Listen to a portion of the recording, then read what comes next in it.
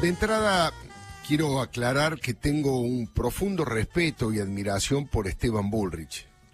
Lo considero un ejemplo de vida y de lucha dedicada a construir una sociedad con mayor libertad, honestidad e igualdad de oportunidades. Esteban está dando una batalla colosal contra una maldita enfermedad llamada ELA, y eso nos obliga a que elijamos con mucho cuidado las palabras si vamos a hacer una crítica. Su prédica para intentar cerrar la grieta tiene las mejores intenciones, no hay ninguna duda de eso, pero quiero ejercer la mayor honestidad posible para decir que hasta ahora los resultados producen confusión sobre con quiénes hay que cerrar la grieta y con quiénes hay que profundizarla. En su reunión con los jerarcas sindicales de la CGT y con Hugo Moyano en particular, Esteban dijo una frase maravillosa en un ámbito equivocado. Lo que nos une es más fuerte que lo que nos separa. Esa expresión de deseo aplica, es verdad, para la inmensa mayoría de los argentinos. Es un canto de esperanza, un rezo laico. El objetivo más loable es que el ex ministro de Educación quiere avanzar en su convocatoria a un gran acuerdo nacional para cerrar lo que definió como la maldita grieta que nos ha hecho tanto daño. Pero confieso que cuando vi la fotografía, sentí que fue como predicar el evangelio en el infierno. Coincido absolutamente con los 10 puntos básicos de Esteban, los que él presentó en San Nicolás, pero tengo la convicción de que hay comportamientos y personajes que encarnan esos comportamientos con los que no se puede cerrar la grieta, sino con lo contrario, hay que profundizarla. Estoy hablando de los corruptos, los extorsionadores, de los delincuentes que le roban al pueblo pobre de la patria y de los que siempre están fomentando violencia, hablan de sangre y toma de tierras y ejecutan usurpaciones. ¿Se entiende? Para decirlo más gráficamente, no creo que la inmensa mayoría de los argentinos quiera cerrar ninguna grieta con Hugo Moyano, Juan Grabois o Cristina Fernández de Kirchner. Digo, para poner 3 ejemplos contundentes, porque son ellos los responsables de haber generado la grieta y porque no demuestran ningún interés en apostar a la cohesión social. Todo lo contrario. Todo el tiempo tiran nafta al fuego porque impulsan modelos económicos vinculados a las dictaduras o a las cleptocracias autoritarias. No hay nada que hablar con ellos, no hay nada que pactar, tienen que hablar en los tribunales para que haya verdad, juicio, castigo y condena para los que violaron la ley y se convirtieron en millonarios con el dinero ajeno. Tienen que hablar las urnas para sacarse de encima a los señores feudales que ensucian la democracia con trampas y aprietes de la peor calaña.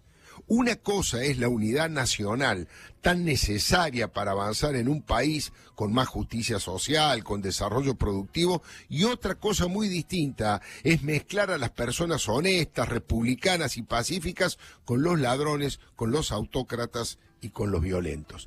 Ese amontonamiento oscurece en lugar de aclarar. Debemos fomentar que este país se parezca más al Uruguay dialoguista y menos a la Venezuela chavista.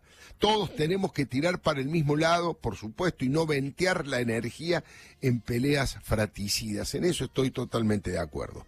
Son necesarios esos acuerdos de Estado, pero no todos pueden participar de ese proceso de reparación de las heridas. La condición previa es que queden afuera los corruptos y los golpistas.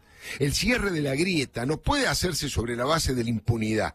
No se puede hacer borrón y cuenta nueva sobre los que cometieron graves delitos. Eso sería edificar la realidad sobre pilares de barro.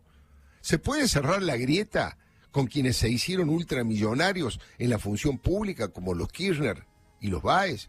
Yo no quiero cerrar ninguna grieta con ellos. No hay nada que hablar con los integrantes del cártel de los pingüinos millonarios.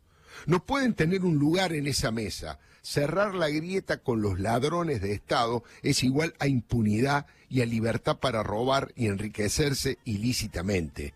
La señal sería nefasta para la sociedad. Si no hay premios ni castigos, no hay país posible. Con estos delincuentes no hay grieta que cerrar. Hay que cerrar bien las puertas del calabozo para que paguen por sus delitos. Son culpables de crímenes de lesa indignidad. Yo con ellos no cierro ninguna grieta, cierro la puerta y me cuido los bolsillos. Digo, con Amado Vudú, con Julio Devido, con Milagro Sala, no hay que cerrar ninguna grieta.